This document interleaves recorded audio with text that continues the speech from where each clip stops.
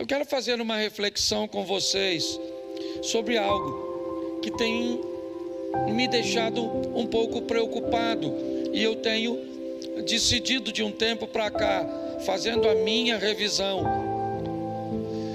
que a igreja precisa estar melhor instruída, mais apta para lidar de uma forma sóbria, séria, a oferecer a Deus um culto racional.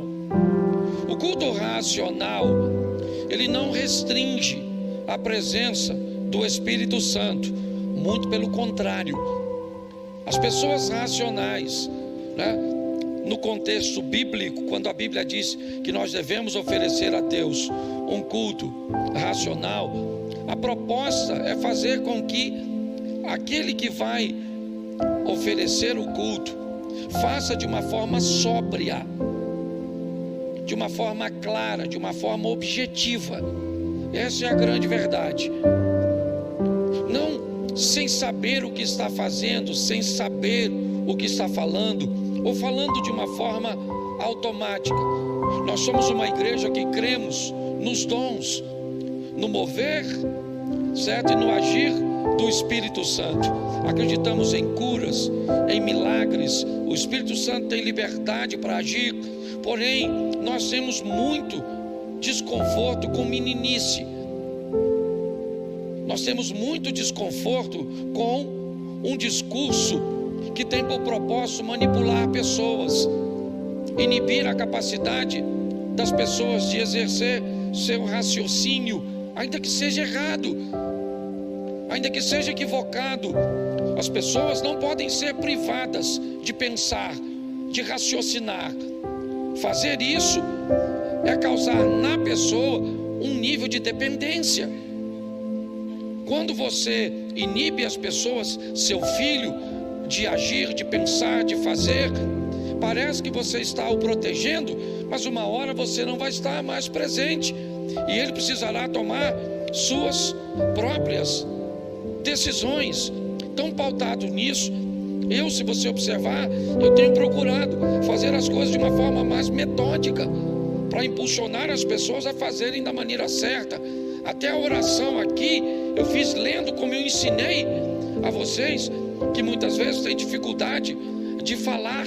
Então escreva durante o dia e você vai ver que se você escrever sua oração durante o dia, certo? Mesmo que ela seja fragmentada na escrita, assim que você levantou, escreve, teve algum problema, escreve, teve algum pedido de oração, escreve. Quando você for orar a Deus à noite, não feche os olhos não, abre os olhos e fale: Senhor, eu vou orar ao Senhor em nome de Jesus, e está aqui todo o conteúdo que eu quero entregar em tuas mãos. E aí você leia tudo. Então, pautado nisso, eu tenho visto principalmente de um tempo para cá a estratégia que o mal está usando para demonizar algumas palavras, fazer com que algumas palavras se tornem desconfortáveis em serem conversadas, debatidas, aceitas. E dentre essas palavras eu separei 8. É lógico que esse culto é muito curto para que eu possa falar sobre todas elas, mas eu queria refletir sobre algumas delas. Eu separei a palavra dinheiro, eu separei a palavra sexo, eu separei a palavra política. Essas 3 palavras, de uma forma bem antiga, não é de hoje que elas têm sido demonizadas. Essa é a grande verdade. O dinheiro se tornou um mal. Tratar desse assunto é desconfortável. Cônjuges brigam quando vão conversar sobre dinheiro. Famílias brigam quando vão repartir seus bens, certo? Pessoas têm dificuldade de conversar sobre esse assunto, porque em algum momento o dinheiro virou algo do demônio. Nós temos a palavra sexo. Em algum momento, algo que a Bíblia diz que foi Deus que criou, certo? E que tudo que Deus cria é bom, foi demonizado. E aí a perversão acaba entrando num ambiente cujo não tem diálogo, não se tem liberdade para agir ou para conversar. Então a pornografia, a pedofilia, a promiscuidade, certo? Tem entrado nesse ambiente porque essa é uma palavra que é do demônio, a palavra sexo. Nós temos a palavra política, certo? Que é uma palavra altamente demonizada, a ponto de pessoas dizerem de pé juntos, sem nenhum argumento bíblico, sem nenhuma tese pautada na Bíblia, de que um cristão, certo? Alguém que se diz religioso tem que se abster da posição de cidadão, porque se ele manifesta sua cidadania, ele, certo, é alguém perverso, ele é alguém corrompido, porque a política, ela foi demonizada. Deixa eu trazer para uma linha mais atual, para nós e talvez para muitos de vocês que vieram de igrejas onde os pequenos grupos foram estabelecidos, em algum momento demonizaram a palavra célula. A célula chegou no ambiente cristão, trazendo consigo um projeto de evangelismo fantástico, um processo de cuidado ao próximo, né? De uma forma mais fragmentada, removendo, né? Apenas um para cuidar de todos, de uma forma sensacional. Porém, o que aconteceu com ela? Ela foi demonizada e hoje trocaram por pequeno grupo, grupo de apoio, porque ninguém tolera mais. Se você escutar a palavra célula, você dá até um ruído esquisito. Você vê o garfo do chifrudo. Uma palavra demonizada. A palavra família é uma palavra que está sendo demonizada, certo? Falar de família, principalmente no modelo tradicional judaico-cristão, é quase uma coisa de demônio. A palavra obediência é uma palavra altamente demonizada. Nós olhamos a palavra autoridade, é uma palavra extremamente demonizada nos dias de hoje. Eu tenho uma mensagem para cada uma dessas palavras, mas hoje eu quero me deter na última palavra que eu separei, ou nas duas últimas, e vou abordar à medida que for possível. A palavra religião e igreja. Está assim de gente falando mal da religião, certo? E não é da religião cristã, não, é de todo tipo de religião. Inicialmente havia um combate ao cristianismo. Essa foi uma estratégia, me parece, maligna durante muito tempo. Hoje ele ampliou. Para que acabar apenas com uma religião, se podemos descredenciar todas elas? Passamos até por despercebido, certo? Quando destruímos todas elas. Então não interessa mais se você é cristão, se você é espírita, se você é muçulmano, se você é judeu. Não interessa se você pertence a uma religião de matrizes africanas. Não, vamos acabar com a fé das pessoas. Então eu não sei se você concorda com isso, e você tem todo o direito, certo? Eu só queria te dar algumas informações bíblicas sobre isso, para que você chegue à sua própria conclusão, porque essa é a grande questão, certo? É você avaliar o conteúdo que você recebe. Então preste atenção, quando você vai falar mal da religião, a primeira coisa que você deveria fazer é descobrir o que é religião, certo?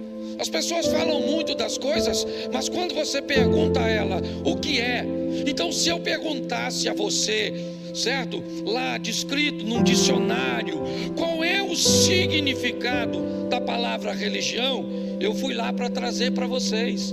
Vai ficar gravado, depois vocês podem ver de novo. Eu fiz uma live hoje à tarde, alguém participou aí da live? Isso aí, bastante gente, certo? Eu já falei um pouco sobre isso. Mas a palavra religião, ela se resume a 3 pilares na sua definição. Primeiro, a palavra religião, ela fala de um poder superior, na crença num poder superior ou na existência de Deus.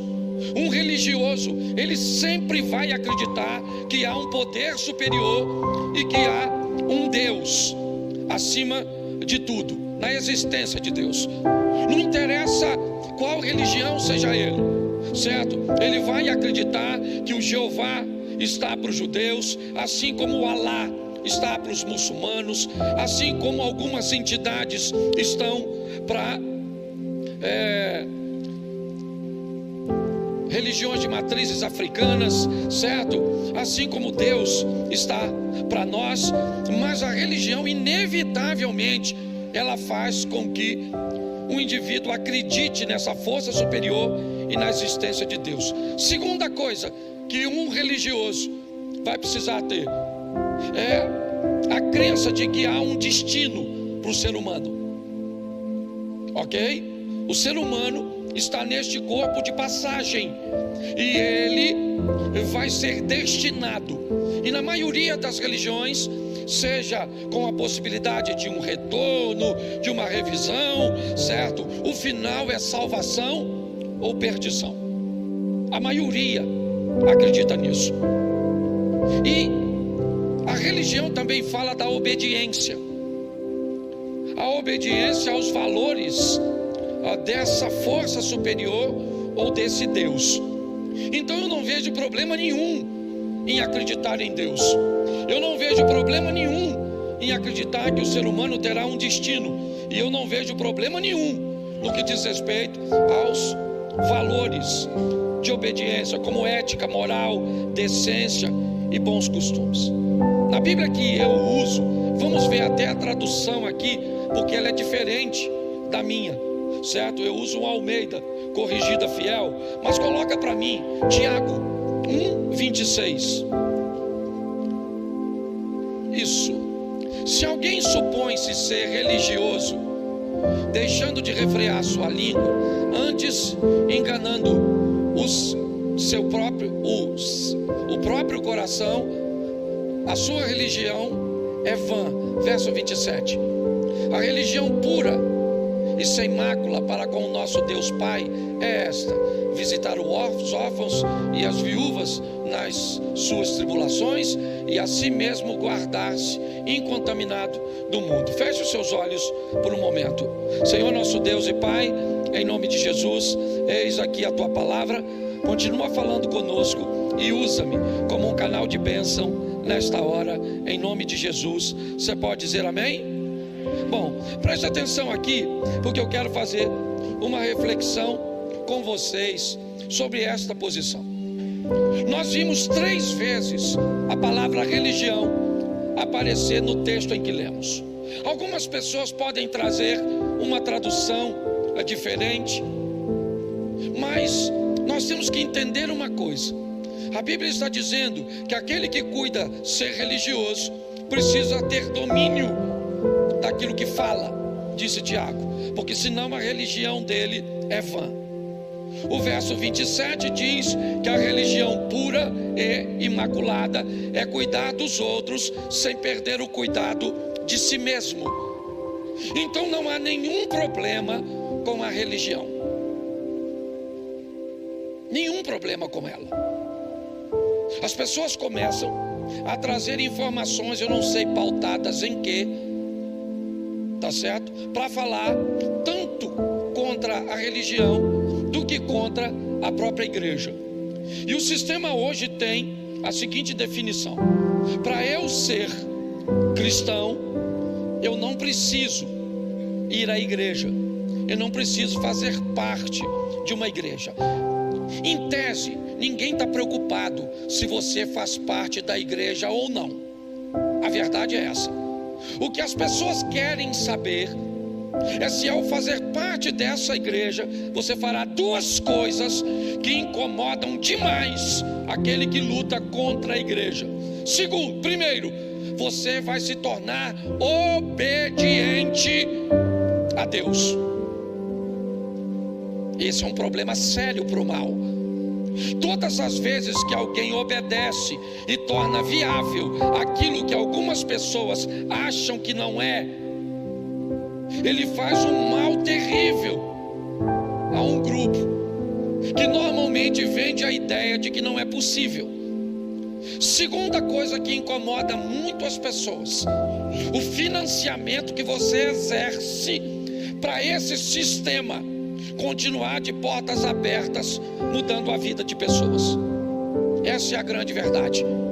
As pessoas que dizem que você não deve ser religioso e dizem que você não deve frequentar uma igreja, ela não está preocupada com sua alma.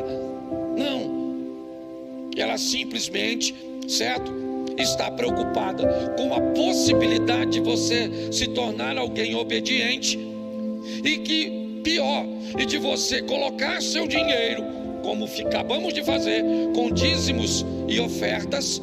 Para quê? Para que essa instituição continue funcionando, propagando. Essa é a grande verdade. Qual é a grande questão? E eu acho que você já deve ter notado isso, mas é importante vermos. Por que é que viemos à igreja de fato? Será que ao recebermos Cristo como Senhor e Salvador de nossa vida, será que depois de termos um entendimento na fé em Cristo, precisaríamos continuar vindo à igreja? Será que eu saio da minha casa para vir para cá para ser salvo? Será que eu estou fazendo isso aqui porque cumprindo isso que eu estou fazendo, eu sou salvo? Quando alguém diz que pessoas não devem ir à igreja depois de terem recebido a Cristo como Salvador, na verdade elas estão dizendo: para que voltar para a igreja se você já recebeu a sua salvação? Olhe bem, a proposta é: pense apenas em você. Se você acha que eu venho para a igreja para pregar, certo, para compartilhar aqui a palavra de Deus, porque eu acredito que você é salvo por isso, você está enganado. Não tem nada a ver com isso. A minha fé em Cristo Jesus e a minha obediência faz com que eu seja salvo por Ele. Porém, coloca para mim, por favor, Mateus 16, 25. Dá uma olhada nesse texto. Talvez ele te explique um pouco. Porquanto quem quiser salvar a sua vida, perdê-la-á. E quem perder a sua vida por minha causa, achá-la. Preste atenção. Quando eu saio da minha casa para vir à igreja, sabe o que eu trago para cá? As minhas experiências. Sabe o que eu trago para cá? A minha família. Sabe o que eu trago para cá? O meu dinheiro. Sabe o que eu trago para cá? O meu conhecimento bíblico.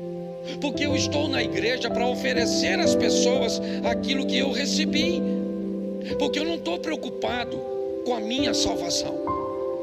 Não. A minha salvação está em Cristo Jesus. A minha preocupação atual é que outras pessoas sejam alcançadas por aquilo que eu já fui. Essa é a grande verdade.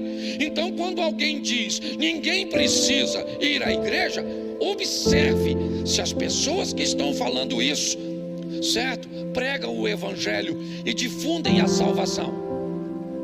Dá uma olhada. Algumas têm um ministério para fazê-lo. Sim, nós temos um missionário. O Robert é um missionário. Você acha que ele frequenta a igreja todos os cultos? Não. Ele está no Afeganistão, sustentado por você. Sim, você manda dinheiro para ele. Ele frequenta os cultos na igreja? Não, porque não pode. Sabe o que ele faz lá? Ele faz culto nas casas. Sabe o que ele faz lá? Ele difunde o evangelho, ele batiza pessoas. Se as pessoas que falam contra a igreja fizerem isso, eu até entendo, mas isso não é a verdade. Então hoje, quando você vê alguém falando mal, porque fulano é religioso, sou religioso com muito orgulho, sim. Quer conhecer minha religião? Eu estou pronto para te apresentá-la. Eu não gosto da igreja. O problema e o trauma que você teve com a igreja não é problema meu, tá certo? Se você se associou a um pastor sem vergonha, que pedia dinheiro 3, 4 vezes durante o culto, que pegava uma medalhazinha e dizia: isso que cante comigo uma canção na hora da oferta, tudo entregarei, tudo entregarei. Ou seja, se você foi traumatizado por esse tipo de liderança, isso não é culpa nossa. Seu argumento é insustentável. A igreja foi criada por Cristo. A igreja é chamada de noiva de Cristo. Qualquer um que fale contra ela, fala contra Cristo. Mas a igreja somos nós. Então tá bom, querido, somos nós reunidos. Se não há possibilidade de se reunir, eu entendo. Mas a igreja é uma agência do reino para apresentar a Cristo. Então eu fico olhando as pessoas, e pior, alguns até crentes falando sobre isso, mas a maioria deles, diga-se de passagem, tudo traumatizado, porque o pastor fez isso, porque a irmã de oração fez isso, porque recebeu uma profetada ao invés de uma profecia, porque o outro fez aquilo, tudo revoltadinho. A culpa é de quem? Eu fico imaginando a confusão que isso não vai dar na fila do inferno. Porque tem gente que diz assim: ô pastor, para eu ser crente igual os irmãos que tem na igreja, eu prefiro viver minha vida. Você está certo. Tem uns crentes na igreja ruim. Tem irmão na igreja que, se o diabo vier aqui e me pedir referência para levar, eu não dou. Estou falando certo. O diabo fala assim: eu vou levar fulano. Eu digo: rapaz, não leva não, que isso vai apagar o fogo do inferno. Isso vai arrumar uma confusão desgramada lá.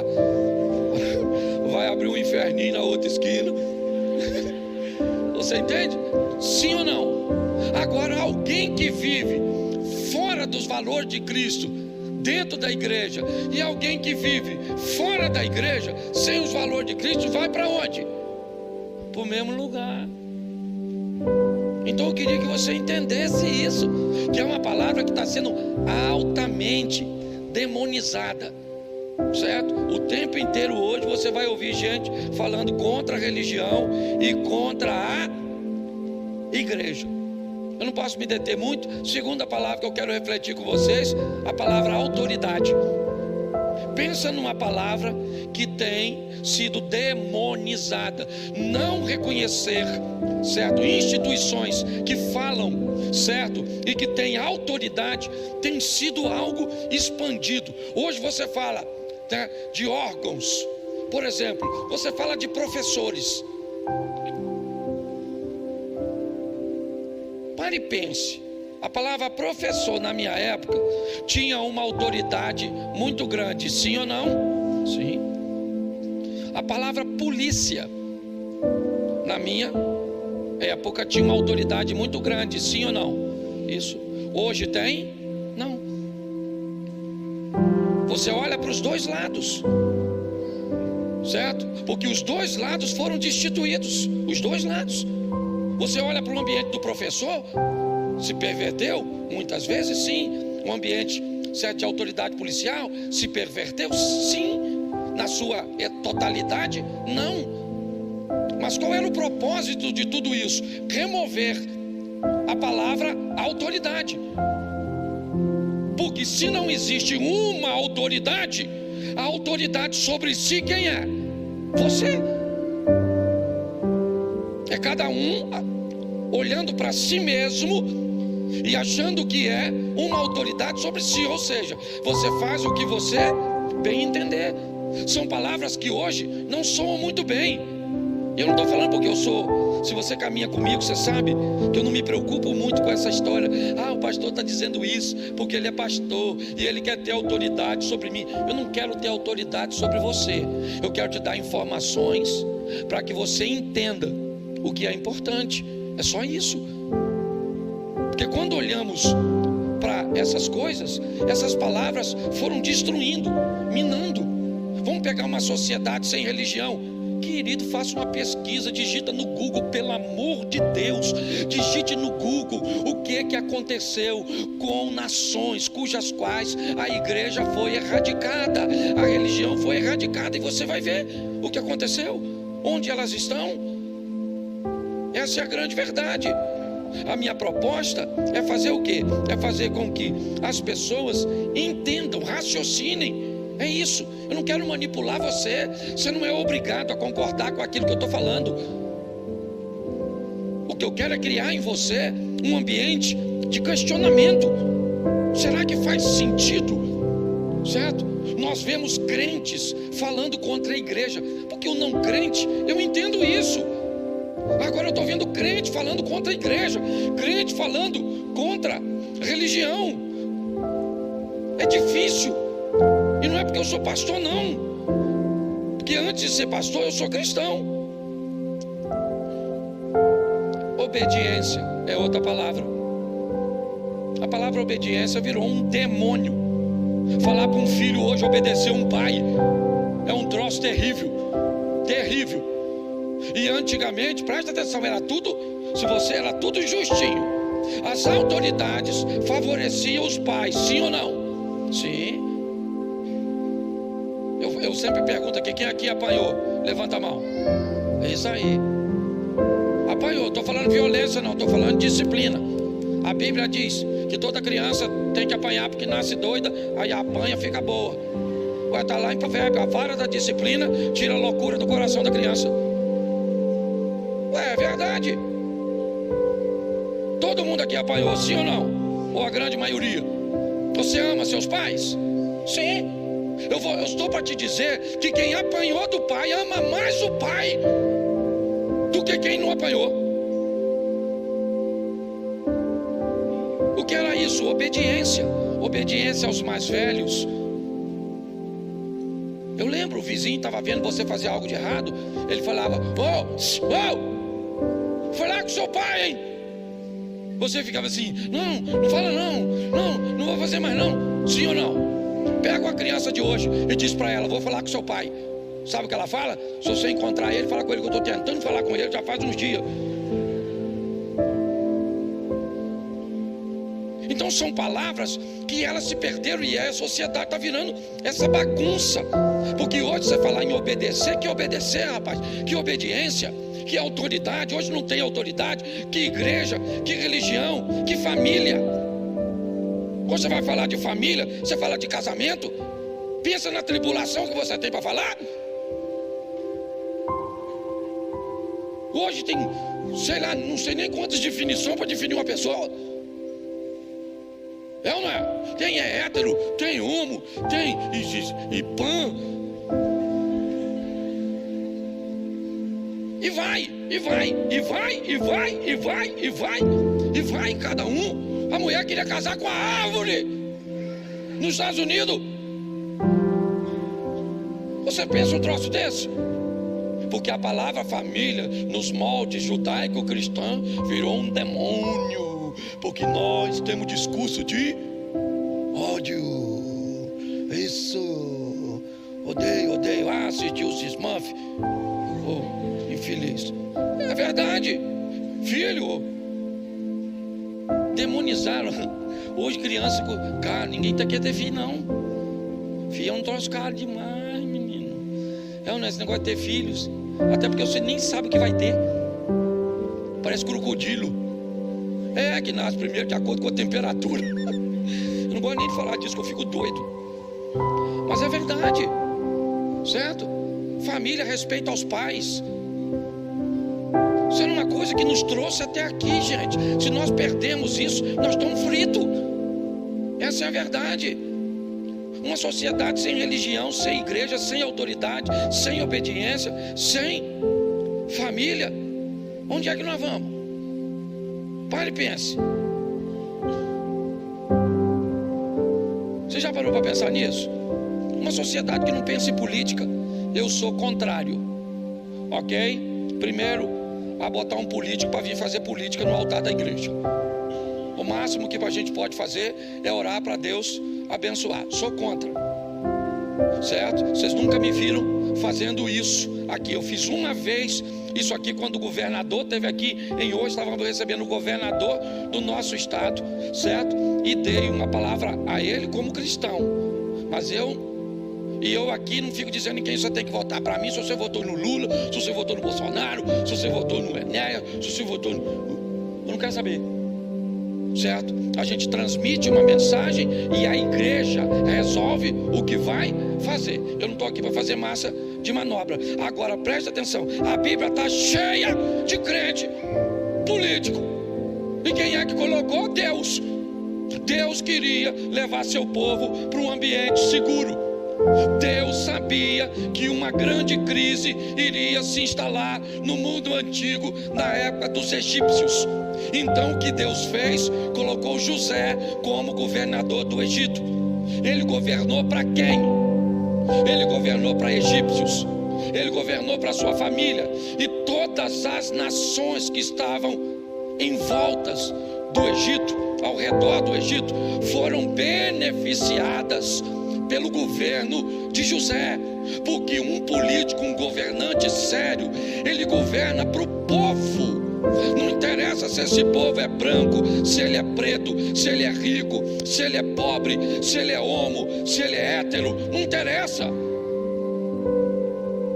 Nós não temos como cidadãos, nós não temos como nos desvencilhar dessa questão política. Ela faz parte do nosso dia a dia. Aí você encontra alguém maluco que acha que Deus vai sair do céu para votar. A obrigação é nossa de escolher. Está ruim de escolher, eu sei que está ruim, por isso que eu não falo. Mas não vem falar comigo que um cristão não pode ter uma posição política, porque aí, querido, você, por favor, sua mentalidade, aliás, se você pensa desse jeito, eu sugeriria você que vá para uma igreja onde o líder religioso pensa assim, porque isso para mim é tão insano. Esse dia alguém falou: o senhor não pode falar porque o senhor é pastor. Eu falei: querido, eu não sou pastor, tira isso da sua cabeça. Eu estou pastor quando estou exercendo a minha função pastoral. Para minha mulher, eu não sou pastor, eu sou marido. Pergunta a ela se ela fala lá em casa: pastor Cláudio, como está? Você acha que os meus filhos, o Felipe, que é meu filho, fala para o pastor Cláudio? Você acha que meu neto me chama de pastor? Porque para meu neto eu não sou pastor, eu sou avô. Para minha mulher eu não sou pastor, eu sou marido. Para o meu filho eu não sou pastor, eu sou pai. Para minha mãe eu não sou pastor, eu sou filho. Certo? Para os meus amigos eu sou o Cláudio. Entendeu? E para a política eu sou um cidadão. E você também, goste ou não. Você pode até abrir mão do seu direito, certo? Mas você é um cidadão. Então, por favor, para com essa palhaçada de que religião e política não se misturam. Não mistura, mas você é cristão. É obrigação sua orar pelos políticos tudo. Você já me viu fazendo brincadeira, mas quando eu dobro o meu joelho, eu não votei no Lula. É lógico que eu não votei, certo? Mas eu oro por ele, para que ele tenha um bom governo. Você acha que eu gosto do Alexandre de Moraes? Eu não gosto, pelas coisas que faz com gente que está conosco aqui, ó. Eu já falei isso aqui. Nós temos um dos nossos que pegou 16 anos de prisão por causa dele, injustamente, sem provas nenhuma. Mas você acha que eu vou amaldiçoar ele? Eu não vou, porque da minha boca não sai maldição. Eu vou orar. Você está entendendo? É responsabilidade nossa. Mas essa foi uma palavra demoniza. Seja franco aqui agora. Você tem livre Você sabe que aqui você tem. Quem aqui acha que política, que o crente deve ser totalmente alheio à política, não deve falar de política, não deve fazer nada? Por gentileza, levante a mão. Pode levantar. Deixei você sem graça. Então tá bom. Não, é porque se você analisar direitinho, as pessoas precisam aprender a se posicionar. Pastor, eu penso desse jeito. Acho que não deve mesmo não, porque Jesus está no controle de tudo. Entendeu? Não está na Bíblia, mas eu creio que você pensa assim. Ué, então é a palavra demonizada. Falar política dá até um urticária em nós. Vamos aqui rapidinho, porque nessa culta eu não posso falar muito. Sexo, pensa num troço que acabou com os casamentos. As pessoas não. Se você fala sexo, tem gente que fica assim, ó.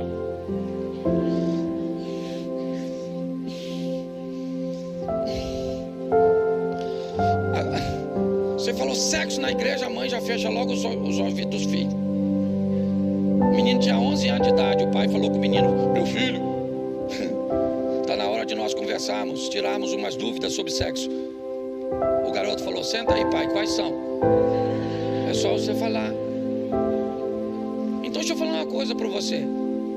Quem criou o sexo foi o capeta? Sim ou não? Quem criou o sexo foi quem? Então por que a mulher às vezes não tem intimidade para conversar com o marido sobre esse assunto? O marido não tem intimidade para conversar com a mulher. Por que a pornografia está aí? Um pessoal com as cabeças tudo tortas, com os troços tudo esquisito. Porque alguém demonizou, rapaz. Um namorado deveria ter toda a liberdade de falar sobre sexo com a sua namorada antes de casar. Minha filha, senta aí que hoje nós vamos falar. Nós não podemos fazer. Nós acreditamos só depois do casamento. Então, mas senta aí, minha filha. Vamos conversar sobre isso. Tá certo? Bom, na modalidade das Olimpíadas, do sexo depois de casado, você, assim, fala. Não fala. Tem mulher que gente, quando eu citar exemplo, eu não falo o nome. Então, por favor, não se aborra. Eu fui lá no gabinete do pastor e ele me usou como exemplo. Não usei, eu não faço isso. Entendeu? Mas eu preciso usar os exemplos. Mas eu não falo o nome, eu falo o crime, mas não falo o criminoso. Entendeu? Eu não falo, eu nunca falei. As pessoas ficam constrangidas, certo? Mas qual é o problema? Alguém acabou criando em torno da palavra sexo uma visão tão ruim, tão perversa, tão suja, tão má, que o pai tem vergonha de falar com o filho, a mãe tem vergonha de falar com a filha. Sabe? Fique tranquilo, a internet não tem. Fica tranquilo, certo? Que a família dos netos não tem, certo? Eles vão falar e ensinar do jeito que eles quiserem. E quando você for descobrir, deformaram seu filho, deformaram sua filha, certo? Eu fico olhando as senhoras mais antigas. Sim, eu lembro daquelas senhoras, sabe, sábias, de uma postura correta, mulheres decentes, ordeiras, santas, piedosas, que se tivessem transferidos para a geração mais nova o conhecimento e a moralidade, certo? Que elas tinham, nós não teríamos tanta imoralidade como temos hoje. Mas elas, também contaminadas por essa demonização da palavra sexo, tinham vergonha de falar com suas filhas, vergonha de falar com suas netas, certo? Enquanto os homens, a grande maioria deles machistas, fazia o contrário, conduzia seus filhos, seus netos para um ambiente de perversão, fazendo os meninos se tornarem homens em ambientes promíscuos. Tudo isso por quê? Por causa da demonização da palavra sexo, onde o prazer, onde a moralidade, a santidade, sabe? Para mim, quando um cristão está fazendo sexo, ele continua sendo cristão. Para mim, quando um cristão faz sexo, os anjos do Senhor acampam-se ao redor daqueles que o temem, mesmo quando eles estão fazendo sexo, porque não estão pecando. Quando há imoralidade, os demônios de Satanás acampam-se ao redor. É assim que funciona. Mas alguém demonizou isso.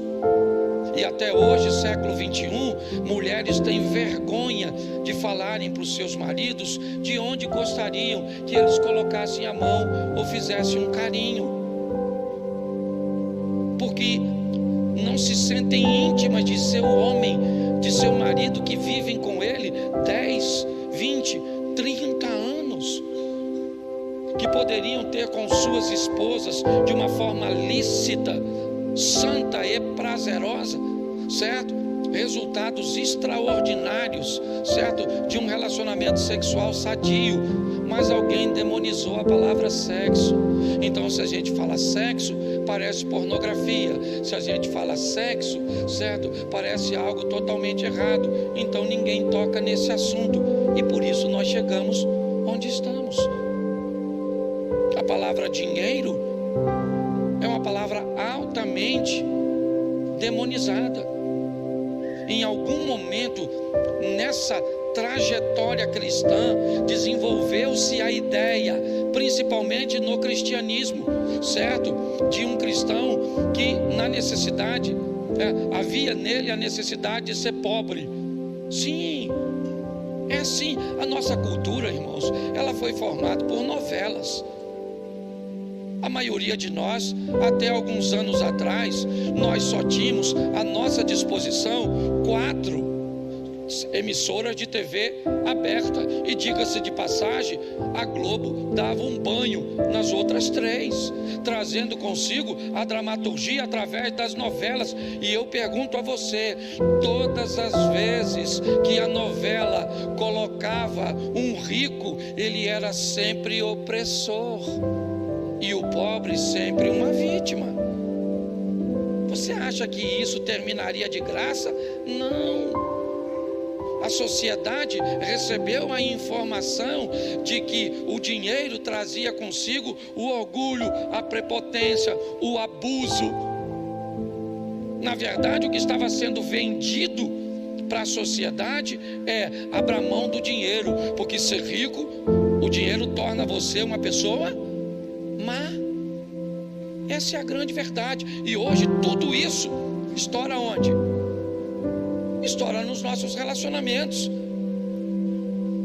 estoura na igreja, que acaba tendo que lidar com todo esse tipo de coisas. A quantidade de gente aqui que ainda tem problema com prosperidade, que para a gente ministrar uma palavra de oferta tem que ter todo o cuidadinho, porque as pessoas ficam tão ofendidas, certo? Por quê? Porque você já viu em algum lugar as pessoas carregando saco de dinheiro nas costas. Eu entendo isso, porque você viu em algum lugar um pastor, ruim, mal intencionado, realmente tirando proveito das pessoas, vendendo isso, vendendo aquilo, fazendo isso, fazendo aquilo. Eu sei, mas gente ruim tem em todos os lugares. Nós temos que entender isso. Nós vamos ter problema com sexo por falta de habilidade. Nós vamos ter problema com política. A Bíblia me diz uma coisa, eu não sei se isso dá para acontecer na sua vida, ou se você seria capaz de tomar posse desse texto. 1000 cairão ao teu, 10.000 à tua, mas você, isso. O assunto é dinheiro, tem gente caindo para lá e para cá, mas eu não vou cair. O assunto é sexo, tem gente caindo para lá e para cá, mas eu não vou cair. O assunto é política, tem gente caindo para lá e para cá, eu não vou cair. Nós precisamos preparar uma igreja forte, apta, porque se cria um ambiente, certo? Demonizado para se discutir esse assunto. Se você for defender e não tiver preparado, vai passar vergonha no ambiente estudantil, vai passar vergonha no ambiente, né, da rede social. Essa é a grande verdade.